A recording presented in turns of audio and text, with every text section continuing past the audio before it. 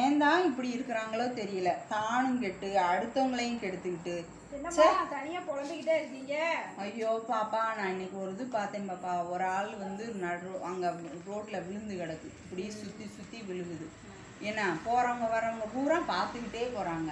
என்னங்க இப்படி போகிறீங்களே, ஏன்னா குடிச்சுக்கிட்டு படுத்துருக்குறான், அவனை போய் என்ன செய்ய சொல்கிறீங்கன்னு கேட்குறாங்க. அப்புறம் யாரோ ஒருத்தவங்க அப்படி தான் தூக்கிட்டு போகிறாங்க, வெயிலுக்கு மயக்கம் வந்து விழுந்துருக்குறாங்க. இது மாதிரி எத்தனை பேரை நம்ம பார்த்துருக்குறோம் நடு ரோட்டில் விழுந்து கிடக்குறவங்க. நானே நினச்சிருக்கிறேன் குடிச்சுக்கிட்டு படுத்து கிடக்குறாங்க அப்படின்னு சொல்லிட்டு. ஆனால் இப்படியும் இருக்குது. ஒரு நெஞ்சு வலி வந்து விழுந்திருக்கலாம், வெயிலில் விழுந்திருக்கலாம், பசி மயக்கத்தில் விழுந்திருக்கலாம்.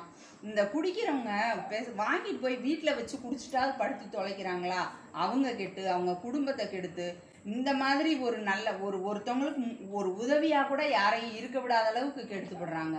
அதை பார்க்கும்போது ரொம்ப கஷ்டமாக இருந்துச்சுப்பா. எனக்கு என்ன பண்ணுறதுனே தெரியல.